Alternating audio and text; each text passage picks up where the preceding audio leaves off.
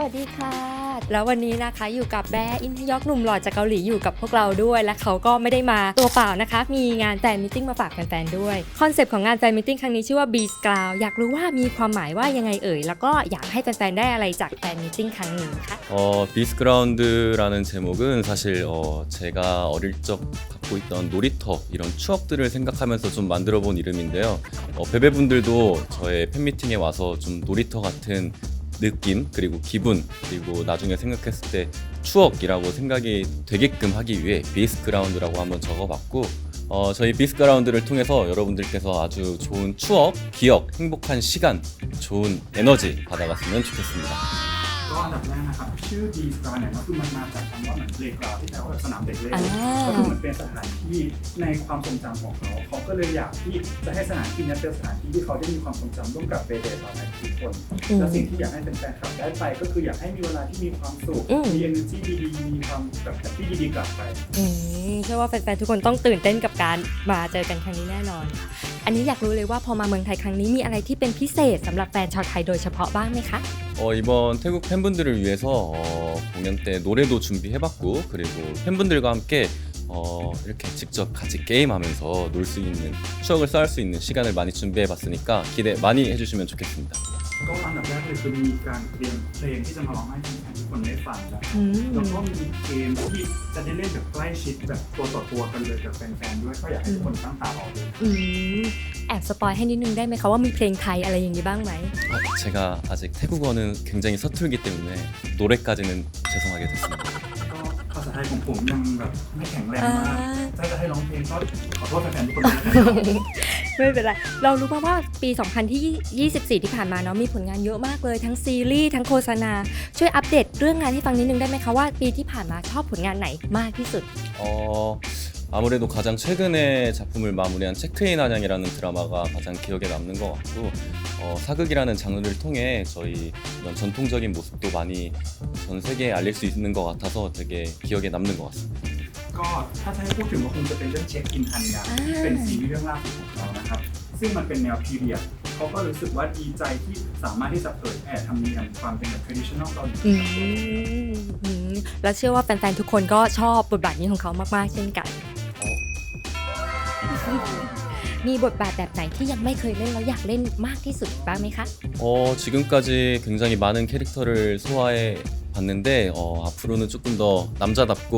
좀 액션 장르도 좀 도전해보면 좋지 않을까라는 생각을 하고 있는데 혹시나 제가 액션 장르를 하게 된다면 많이 좋아해주시고 사랑해주시면 감사하겠습니다. ก็ผมก็ได้ลองเล่นมาหลายบทบาทแล้วนะครับแต่ว่าที่อยากลองคือจะเป็นบทที่เป็นแนวแอคชั่นมีความแบบมาดแมนหน่อยถ้าผมมีโอกาสได้เล่นแนวแอคชั่นก็หวังว่าทุกคนจะรักแล้วก็ให้การตั้งตารอเชื่อว่าจะเป็นนักแสดงแอคชั่นที่เท่มากๆแน่นอนเลยแอคชั่นรู้แบบเป็นบทอย่างนี้เชื่อว่าแฟนๆหลายคนอยากรู้เรื่องนี้เหมือนกันมีอะไรในตัวของคุณเองที่แฟนๆไม่เคยรู้หรืออยากบอกความสามารถพิเศษอะไรใหม่ๆบ้างไหมคะ 되게 팬분들께서는 되게 조용하고 얌전하다고 생각하시는 분들이 많은 것 같은데 저 생각보다 굉장히 밝고 운동하는 거 좋아하는데 그러다 보니까 액션이나 이런 몸 쓰는 부분에서 굉장히 자연스럽게 좀 도전하고 싶은 마음이 생기는 것 같아요. 저 굉장히 건강하고 밝고 움직이는 거 좋아합니다. ก็แฟนๆอาจจะคิดว่าผมเป็นคนค่อนข้างจะแบบเงียบเรียบร้อยใช่ไหมครับว่าจริงแล้วผมเป็นคนที่สดใสแล้วก็ชอบออกกำลังกายมากกว่าที่คิดเลยรู้สึกว่าแนวแอคชั่นที่ต้องใช้ร่างกายเนี่ยผมคิดว่าผมน่าจะทำมันออกมาได้ดีแล้วก็อย่างที่บอกก็คือผมสดใสแล้วก็แข็งแรงขอท่าที่สดใสสักท่าหนึ่งโชว์แฟนนิดนึงได้ไหมคะ 장난꾸러기 하나 둘셋 너무 귀여워 감사합니다 อันนี้ไหนๆก็มาเมืองไทยเนาะมีเมนูไทยเมนูไหนที่เขาชอบมากที่สุดบ้างเอ่ย다 너무 맛있는데 수박 주스 굉장히 맛있게 먹었고요. 그리고 제가 태국에 와서 고수를 처음 먹어봤는데 굉장히 그래도 먹을만 하다라는 생각을 많이 했던 것 같습니다. ก็จริงๆอาหารไทยอร่อยหลายอย่างมากตัวที่ทานแล้วอร่อยที่สุดก็คงจะเป็นแตงโมปั่น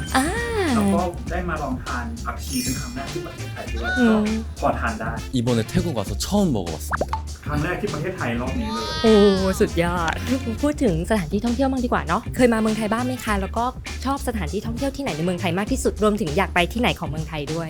저 이번에 태국 처음 방문하게 됐고요. 그래서 굉장히 기대를 품고 왔는데 역시나 너무 좋고 또 나중에 오게 된다면 치앙마이나 푸꾹 이런 데 가서 굉장히 좀 물놀이도 많이 해보고 싶은 생각이 드는 것 같습니다. ก็ผมมาประเทศไทยครั้งนี้เป็นครั้งแรกเลยนะครับก็คือ